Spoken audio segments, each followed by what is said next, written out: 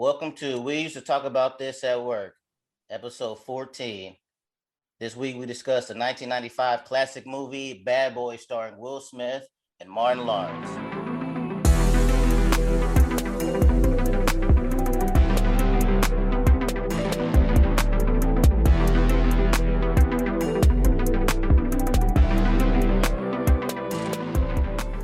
How y'all doing? I'm Matt. My co-star has some business to take care of, so I'm flying solo this week. So what better way when you fly solo is to go with your day one friends. So this week I brought a couple that I've known since high school. Y'all want to introduce yourselves? You got Jordan from St. Louis. I'm Fonzie. Some people call me Pro, some people call me Will. I got a lot of different names out here. Just depends on how you know me.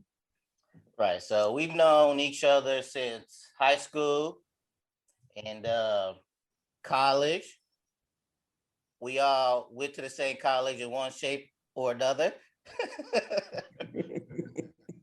So what y'all been up to? Nothing much, man. Just raising a family, working, trying to start, businesses in order to get some side money coming in that can hopefully become, regular money. Working for myself, being an entrepreneur, putting some stuff together. So it's been a long last 20 years since we all met, but I finally feel like things are kind of coming together. Being in my mid 30s now, just kind of understanding the hustle and knowing where to put the pieces and seeing the bigger picture. Right. And what about you, Yeah, Pro, Will, Fonzie, director? Same for me, man. I just been working. Ended up really finding myself or finding what my real dreams were.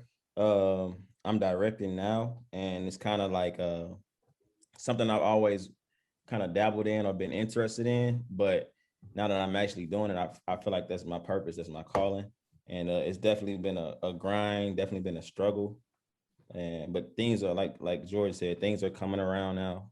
They're finally coming full circle. I feel like I put a lot of work in, so I'm seeing some results from that. So what do you direct? Wait, both of y'all asked a question. Well, I was just gonna chime in before he asked you. He said, "What do you direct?" But my comment was gonna be that Will Pro Fonzie was the first person that I ever knew, family or friends or otherwise, that was making money on a non-traditional, non-9 to 5 kind of job, with the rapping stuff originally, and then doing the video shoots and, photo shoots and stuff like that. I always admired that. And that was something that kind of drove me to looking forward to kind of starting the lawn care thing and then doing the power washing business and now real estate stuff. So Will was definitely one of the first person that I knew that was doing stuff on the side. So salute for sure. Man, I was the first to say. No, he's one of the funniest dudes I know. I appreciate that, man. Hey, okay. What you been up to? Living a life in Japan. I got doing this supply thing, just got a little promotion. So I'm about to be the new assistant supervisor, making better money. And then Jordan got me on this the real estate stuff. So he got me some videos and everything. So I'm watching that. Trying to see how to maneuver in that realm. And just living a life out here in Japan. Hey Jordan, let me ask you this. Mm-hmm.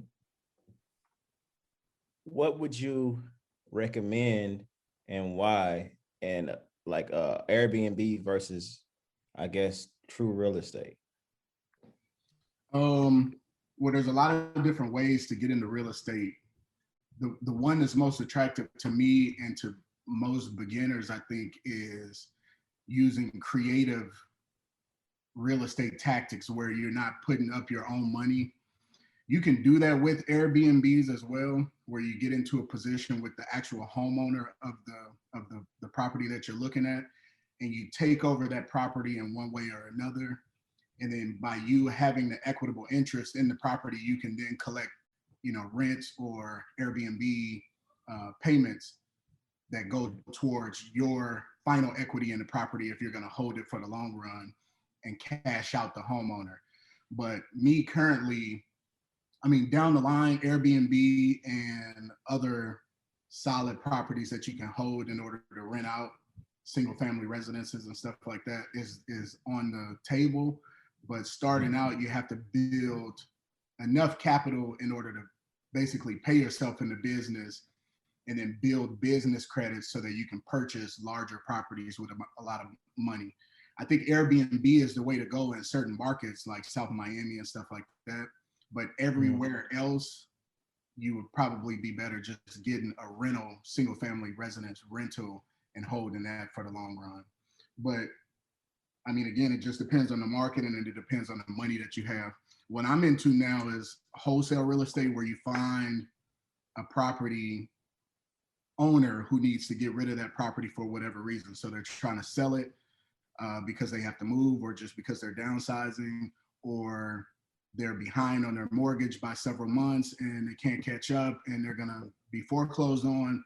So there's a way that you can help these people either by taking over the payments for them, or signing a contract to purchase the property at a certain number and then selling your interest in that contract to somebody else who actually has the cash to purchase that property in full. And whatever the difference is between those two numbers, you keep. So, Gotcha. so since I've been doing this, I've had several checks where I've made, $5,000 on maybe less than 4 hours of work and just pushing paperwork and making contacts and making, relationships with realtors and stuff like that. So it's a very lucrative business that you can get into with very low capital and like zero overhead. Can it all be online, or you have to like physically meet with these people, or what? You can do it virtually. So you can pick up a house, you can get a house under contract in Dallas, Texas, or Atlanta, and you're sitting in Washington, D.C., or you're sitting in New York City, and you send the paperwork via, DocuSign. The seller sign the paperwork, they email it back to you. This is all done within minutes. And then you wire your money to open escrow to the title company in the city where the property's sitting at. And then they wire you a check or wire you your money, or they mail you a check. And then you're, 5-10 grand richer just, with the snap of a finger, basically. Yeah, that's what I'm trying to like. That's what he's telling me, that you don't even have to be there. So that's what I'm looking to. Me being over in Japan, I'm trying to do what exactly he just said, so I can make. I ain't trying to. I was gonna do if I have to, I might have somebody like Jordan or my mother do something, but I'm trying to do it all virtual. Yeah. Yeah, that's why I was asking that, because I want to get into some more investments. I got into some stock and stuff. Y'all know I used to do like the financial advisor. Right now, that's just down. And really, if you don't have a lot of money, you ain't gonna make a lot of money. Right. So I'm trying to figure out some stuff. Yeah, and the self-driven, stock, the thing that I'm mostly, like interested in was stock options. And I did like a little class where it's kind of basically day trading, I guess, or you can hold it for several days and then cash out puts and calls. But it's very volatile. And like you said, unless you got some money to lose to catch that big one, because I've seen people make $10, $15, $20,000 on, one option that they're trading, or several options that they're trading. But you definitely have to have the cash, and you definitely have to be able to watch the market so that you can get out at the right time. Because a second too long or a minute too long, it could cost you thousands of dollars, so you're right. But let's back up a little bit. I forgot to say how. Let's go in detail how we all met each other. So, do y'all remember how we all met each other individually and collectively? Yeah, I remember how I met both of you. I mean, I met you in school, Matt, and then Jordan. I don't remember what happened, but I think I was interested in your cousin or something like that, or she was interested in me, and I was at your house, I think. hmm So you and Matt actually met because we're all born in '84, right? Yeah. Yeah. But you two, your graduation year from high school was '02. Right. So did you meet freshman year of high school at Central? I don't remember. I don't know. I remember it was either our junior or senior years where I don't know if we knew each other, but I just remember like senior years where we became cool. Which would have Yeah, been I don't remember either.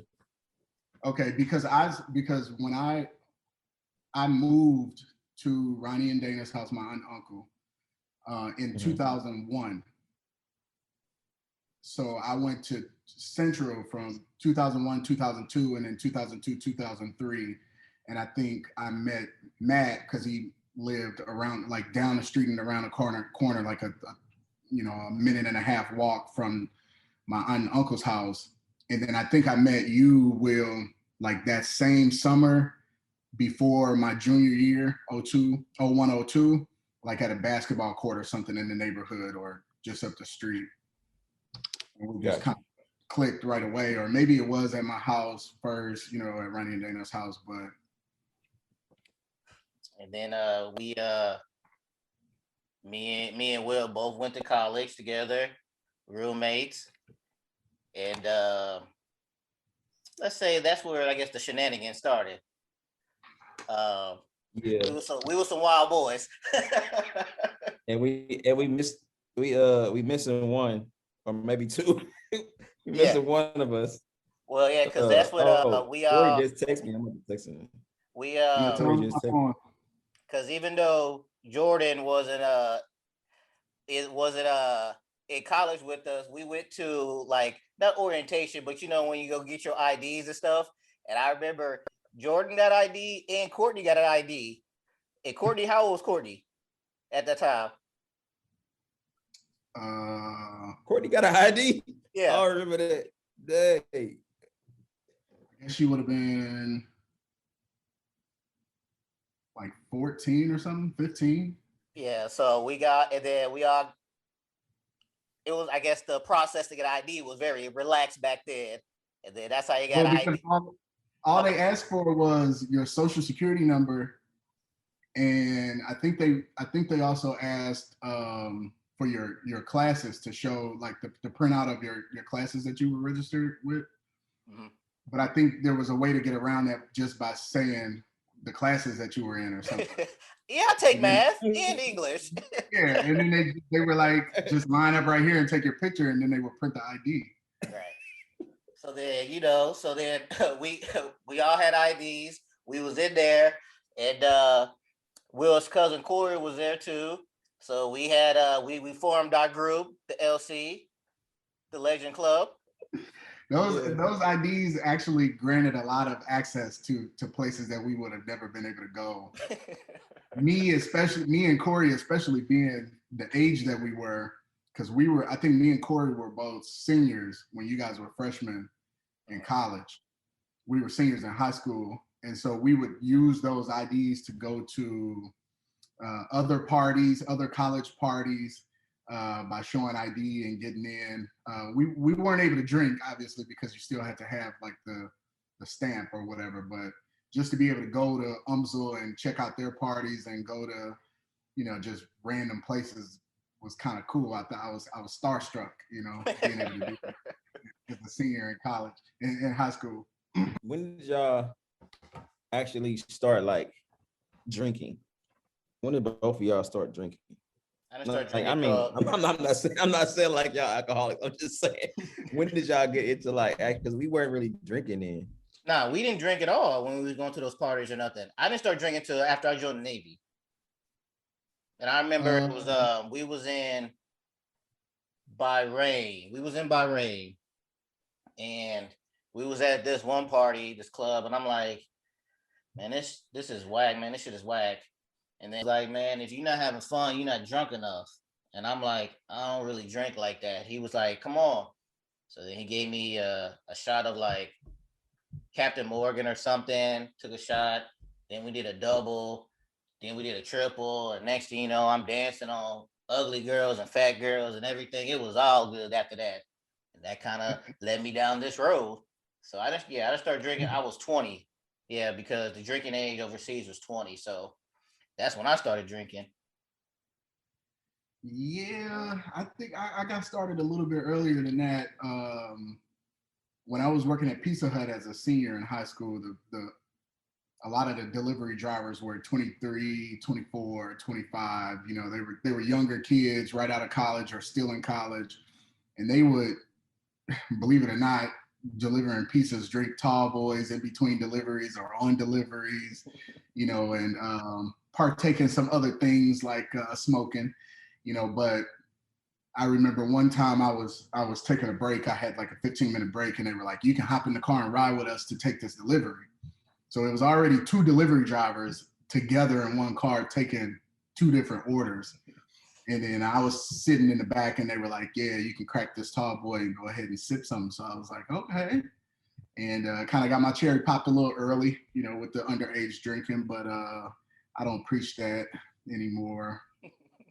And I don't drink nearly as much as I used to. I'm actually giving up alcohol completely. So What made yeah. you do that or decide that? Just I don't know, man. Feeling older, being in my mid 30s, and feeling like you know, every time I would drink, I would feel too sluggish. I wouldn't necessarily get hangovers, but it definitely slowed me down the next day, and you know, I started having digestive problems and stuff. So I'm eating better. I gave up drinking, and I quit smoking for good, cigarettes, and just trying to Ooh. kind of watch my weight, yeah, work out a little bit, you know, and get back into a shape that I'm comfortable with going into my 40s. Yeah, I just started working out as well. It's actually cool. I don't see how people like it. Like I don't understand that part, but it is what it Yeah, yeah. is. Well, I It's mean, I cool. think the longer you do it in the routine that you keep, it'll start to feel like it's missing out of your day if you don't get it in. You know what I mean? Because Mhm. there is kind of like this chemical rush that you're supposed to get, the endorphins and stuff like that when you run or when you work out, and Mhm. you know you get your muscles working and get the blood flowing. So I think the longer you do it, I think you'll start to like it and miss it when you don't get it. Well, so going back to you and all your different business ventures, remember when we used to brainstorm of different ideas at your crib, right? Yes, Do you remember when I came up with gifts back then? I don't, but I definitely don't doubt it. You came up with a lot of stuff. You probably Okay. had a lot of inventions in your head that never came out. I came up. I remember we was at his crib, and I came up because this is when you was talking about you was thinking about doing that nail salon stuff, and we was talking about different apps and or not apps, but we was talking about different things. I was like, well, what about through Oh text yeah, I and do like remember. little videos? Yes, I remember that now. I remember that. That's crazy. Right. See, Was that before video phones? this was like 2000 after the Navy, so at least 2012 ish, 2013 ish. But yeah, I was like, they should do like a little Okay. small clip video that you send, and that those are gifts now. When I came up with that years ago. Yeah, yeah, yeah. You believe it or not, to piggyback off of that, inventions that could have made us billionaires or whatever. I don't know if gifts could have made you a billionaire, but I remember probably about same time, 2011, 2012, I was entertaining some friends at my place and we were all drinking and I didn't have any food. And so we wanted to go to McDonald's up the street, but we didn't have a sober driver and it was a little too far to walk and it was like kind of cold. So at that time, we both came up. This is me and my brother's wife's cousin, Darren. We came up with Uber Eats or DoorDash or whatever because I remember we were thinking, I wish we could just call the McDonald's and have them bring it. And he was like, well, they don't deliver food. And I said, we could call McDonald's and ask them to put one of the customers on the phone. We could pay for the order over the phone with a credit card and have them drop it off to us. And we'll leave them a tip. And then we were just like, nah, that's not gonna work. You know, we can't get that going. And then like, I don't know when Uber Eats came out, but it was probably just a couple years after that. And I just remember thinking, damn, that was my idea. So See, I could be and it'd be just simple ideas that you think about, and then you'd be like, oh, that sounds like a good idea. But then who would actually do it? it's the Just like who would logistics to figure actually it out. go and hop into a person's car like Uber. And now what I read the other day is they got the same thing for rental cars.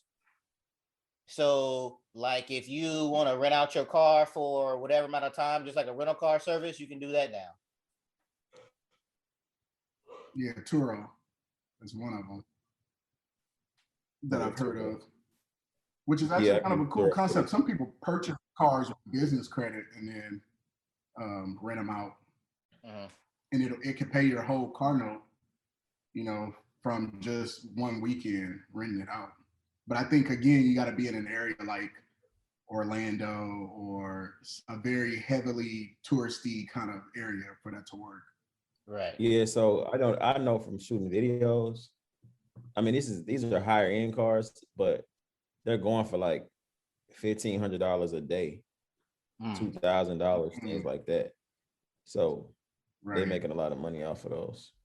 And it's always in like Yeah. Miami, Orlando, LA, Vegas, tourist. Dive more into what you do as far as shooting stuff.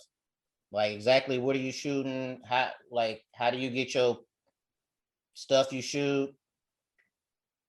The listeners want to Okay. know, All man. right, cool.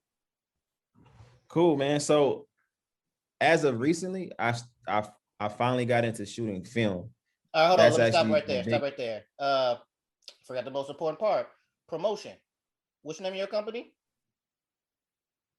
Well, the name of my company is Luckstar Studios, and then my personal brand is just Director Fonzie.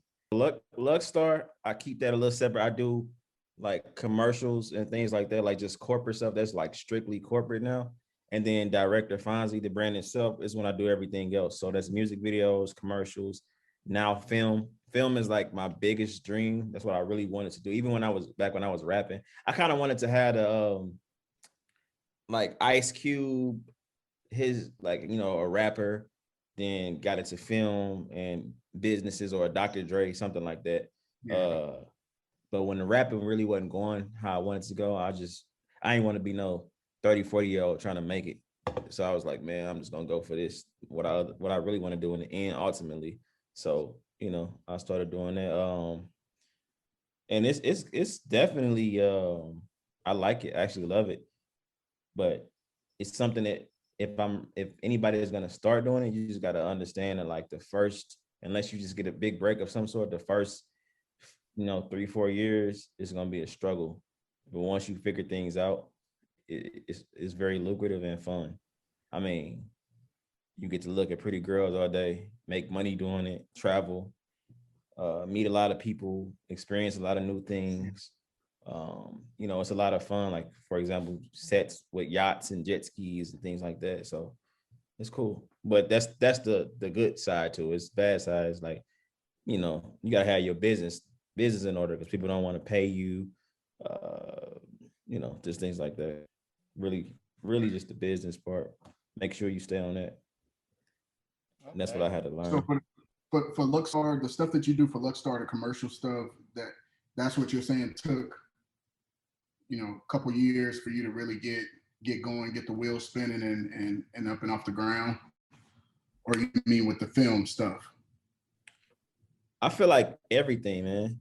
I feel like it was the same grind, just a different clientele. Like you had to prove yourself. You have to prove yourself. And that's done. So say for example, before I started actually landing commercials or brand work, I would do spec commercials, which is pretty much where you go shoot a commercial on your own for a brand that you didn't get paid to do, and you just pretty much showing them what you can do. You come up with an idea, you go shoot it, and then you send it off to other brands like, hey, this is what I am capable of doing.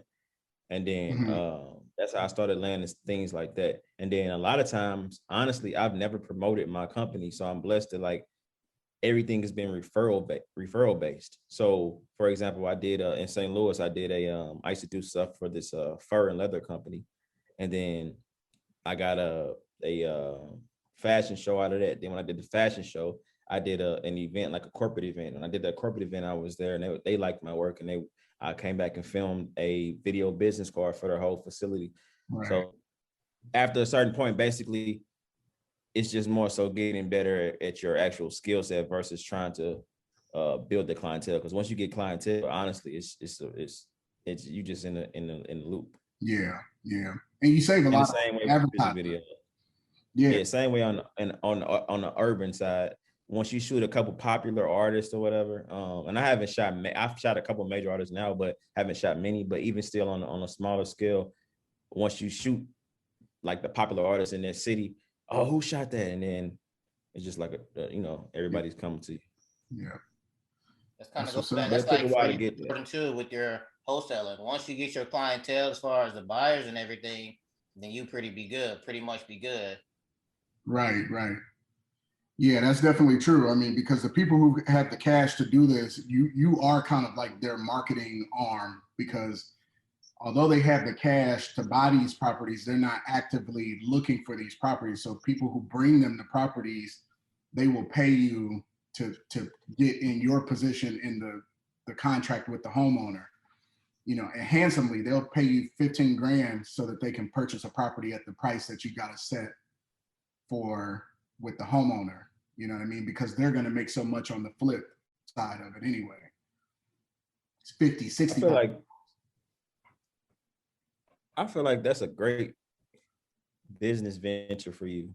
From what I know about you, you're very intelligent, but you're also are very charismatic and very good with speaking to people. Mhm. Both of y'all are. You once you get into it, Matt, like y'all like people's people. I feel like y'all will be very successful at that. I don't know if that's like the main side of it, but I feel like that's a good attribute that you guys that I know about y'all that y'all have. I feel like y'all will go crazy. It is. I mean, it's basically relationships, because you talk to people who have a problem that you need to let them understand that you can solve that problem, but you also want to let them know that you understand what's going on and that you care, and that sometimes they will sell it to you. They will sign a contract with you for less, to sell their house for less than somebody else would pay, because they build a relationship and rapport with you. So it is important to create relationships and to be personable. And so that it's a major factor in doing wholesale real estate, which can really help you kind of blow up doing it. There's people that I follow, like another thing that you will find on YouTube, who have gone from, living in their parents' basement to running a multi-million-dollar wholesale real estate company in less than 3 years. All right, so Yeah. you personally, Jordan, do you like doing it in person or online? How do you like? What do you prefer? Well, all of my deals so far have been in person in St. Louis, but I think where the bread and butter really is doing it virtually, because you can get into markets where the margins are much higher without having to be there. So Southwest markets like Phoenix and Las Vegas, or Los Angeles, those are really competitive markets. But if you can get in those markets and close a deal, you can probably make triple or quadruple what you would make in St. Louis, just because the median home price is just so much lower here as compared to somewhere else.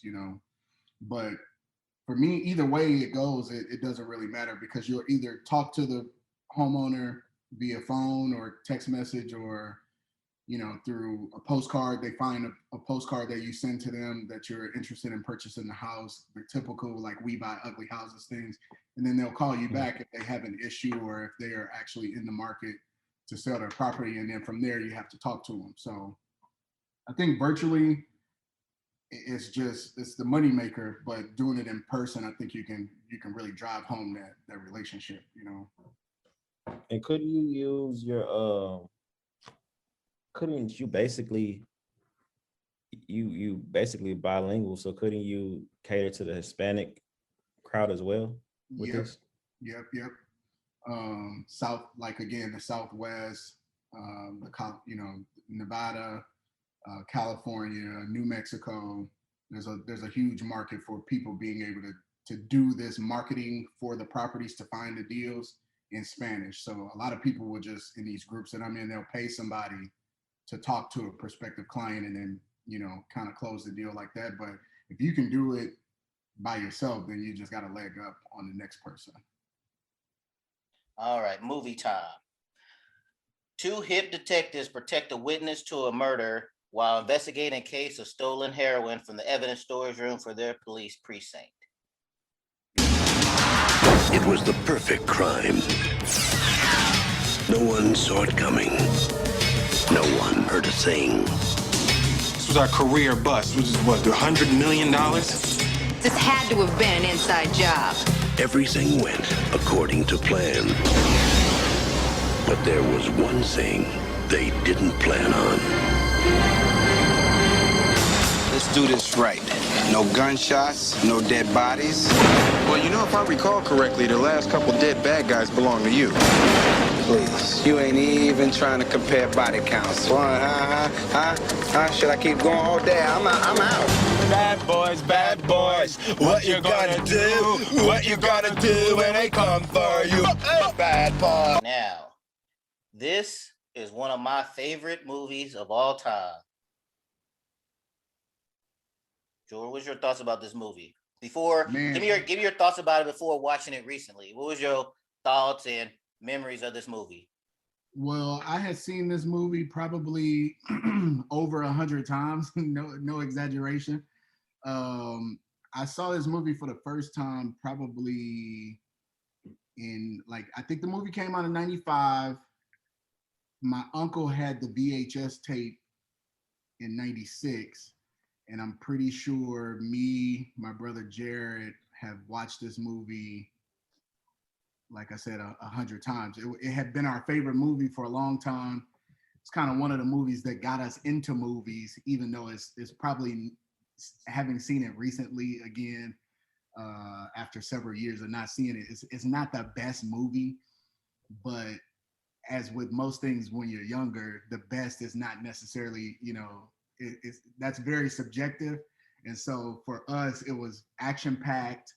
It was amazing to see Martin Lawrence and Will Smith with the on-screen chemistry that they had. I thought it was hilariously funny. It's a very quotable movie. We used to know every line, in the movie. So I don't know. It's always been in my top 10 just from an entertainment standpoint. It's a really good movie. And what's crazy about it though is that, when you see the credits in the beginning, they actually show Martin Lawrence over Will Smith, because earlier you were like, starring Will Smith and Martin Lawrence, but it's actually the other way around. Will Smith wasn't a huge star then. He had only done a couple other movies, and I don't even think he was the lead role in those previous movies. Yeah, it was he was in a couple of his TV show. It was a couple seasons of it. So yeah, at the time, Martin Lawrence was a bigger star. Yeah. They both had their TV show, and Martin was higher up than the Fresh Prince of Bel-Air. Yeah. And so it was cool. I remember when I first saw it, I had known Will from the Fresh Prince, but I didn't really watch a whole lot of TV. But I knew the Martin show a little bit better than I knew the Fresh Prince, and so it was just kind of like seeing both of them being in the movie together. It was just cool to see two familiar faces, but I thought it was just hilarious them together. The stuff that they would do, the faces they were making, the dialogue was great. And they carried that over into part two, although I don't think part two was as good as the first one. But yeah, let's get into that. Oh, wait, back to all the quotable lines in the first one. As I was watching it again yesterday, like every time I'm in there, like, back up, put the gun down, and give me a pack of tropical fruit Bubblicious. and so Skittles. and some Skittles, yeah. So I mean, from the very beginning, you got the titty, strutty. He's like, why I gotta get the big thick motherfuckers? Yeah. Anytime I see a woman in high heels, I always think titty, strutty.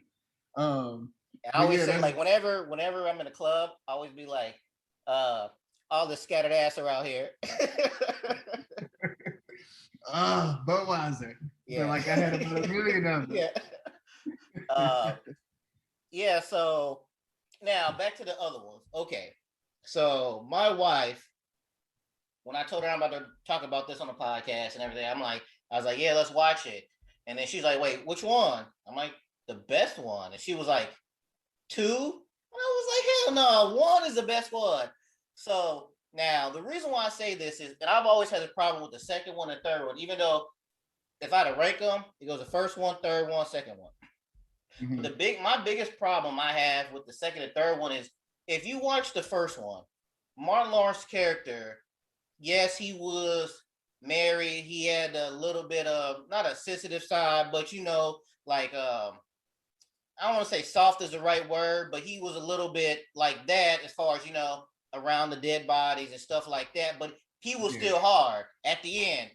You have the right to Right. remain silent. Anything you say can and will be used against you in court of law. He's like, man, what you doing? Getting it out the way. But Right, then on the second and third one, they made him like a bitch. They made him all soft and all this other stuff, and I didn't like it. It's okay to be like, but they just made him too soft. It was too much of a stark contrast from the first movie. Right, where he was kind of a little bit like that, but he still had the rough whatever detective thing, and I didn't like how they did that for the rest of those movies. Right. To where The it made it second- seem like Will Smith was the big badass, and then he's kind of like carrying along Martin Lawrence, where both on the first one they was both like that. Yeah. True. The second one is with the blonde dreadlock guy, right? Yeah. Okay. Yeah, I haven't seen the second and the third movie. Either one of them probably more than twice, I think. No, I've seen the second one twice, and I've seen the third one once. And like you said, I've seen Bad Boys 11 times, and I love that movie. Yeah. That's a classic. That'll always go down as one of my top 10 movies to watch for entertainment. So I love that. So if you a youngster and haven't seen it, it's on Japanese Netflix right now. Go check it out. I don't know if it's on the US Netflix, but yeah, it's a definitely must see. As action, definitely comedy. It's great all the way around. So Sure. normally during this time, once we discuss a movie, Chad will come in with some trivia information and everything else like that. I'm not Chad, and I didn't really like figure out this whole trivia stuff. So I'm about to and he does like a little question. So I'm about to just give you some trivia, and you just tell me that. Well, I already know you're not gonna. I take that back. You might know this, but the biggest trivia thing that I found was the original movie concept of this was not intended for Martin Lawrence and Will Smith. It was originally meant for guess who? Okay, well you're not gonna be able to guess, but it's crazy. It was originally meant for Dana Carvey and John Lovitz. I definitely would not have guessed that. You're right. Right. So the project was been ran around with Disney with a completely different pairing. One so bizarre is it almost impossible to imagine today. SNL stars John Lovitz and Dana Carvey. The two actors got as far as a screen test with Michael Bay before, according to Bruckheimer, it fell apart because Dana Carvey dropped out. So just imagine it was going to be them. And also that would have been a completely different movie. Right. And they said that a lot of the stuff in there, like those quotable lines, those were ad-libbed because the script was written for Dana Carvey, John Lovitz, white guys. So when they gave them the script, the director was like, either Will Smith or Martin Lawrence, hey, how would you say this? So then they went that way, and then that's how you got those great lines but a lot of that stuff was not written in the script. Well, that's why I was saying it would have been a completely different movie because I can't even imagine either one of them, John Lovitz or Dana Carvey, saying most of the dialogue that's in the movie. You know right. It wouldn't fit. And I felt like they, at that time, this is the late 90s, well, 95. Yeah, 95. Did it come out in 95 or 96? 95. Okay, so 95. I guess they were still stars, but they were definitely older. So I don't know. I couldn't place them in that movie at all. Right. And That's crazy. and towards the car scene at the very end, with Boucher, that car was wrecked. So a lot. That's why when they're majority of the scene is a close up of him driving. That because the car was wrecked when they were filming it, so they had to wait to get another car because it was limited edition. So they had to wait to get another car shipped to show the film it a second time with the actual car. Oh, wow. And my last bit of a thing, Martin Lawrence told GQ that Lawrence Fishburne turned down the role of Mike Lowry. Jeez, okay. So when did they sign on Will Smith for the role? I guess once everybody else turned it down. See, that just goes to show you, like he wasn't in the running at all for the movie. They were going with established stars. I think that's got to be like his breakout, like co-star role because I know he was in Philadelphia, right, with Tom Hanks, and that is like the only other movie that I can think of that he was in before Bad Boys. Because after Bad Boys, then he did Independence Day. Right. And that's where Independence Day was really blew him up to be the movie star. The lead guy, yeah. And I just found it. It says Sony bought the rights from Disney for $3 million. Martin Lawrence has signed on at that part. The studio wanted him to team him up with Arsenio Hall. But Michael Bay decided to replace Hall with Will Smith after noticing the potential of Will Smith on the Fresh Prince of Bel-Air. And then Arsenio Hall later on said Sice is his worst career choice he's made. Wow. So we could have got from Dana Carvey to Arsenio Hall, Lawrence Fishburne. It could have been a totally different movie. Right. That's wild. That's wild. Well, I mean, that pairing is going to go down in history, I think. So I'm glad they got Will and Martin in there because that duo that's a strong duo for the first movie, at least. Right. That's all I got. You want to plug anything on the way out? Man, I don't have any social media. I mean, I'm on Facebook, I'm on Instagram. I never post on either one of them, so no. I guess if you know me, you know me. If you don't, then you could just replay this podcast to keep me in mind, I guess. And also, Will had to go take care of some business, so he won't hear. So check out him and his stuff is Director Fonzie and Luxstar Studios. Check him out. Y'all want to get some stuff shot and all that good stuff. And thank you so much for listening. Please rate, like, and review our podcast on your platform of choice. If you have any feedback, please email us at weusetotalkpod@gmail.com. Like our Facebook page. We should talk about this at work. Follow us on Twitter and Instagram at We Should Talk Pod. And the way the news goes.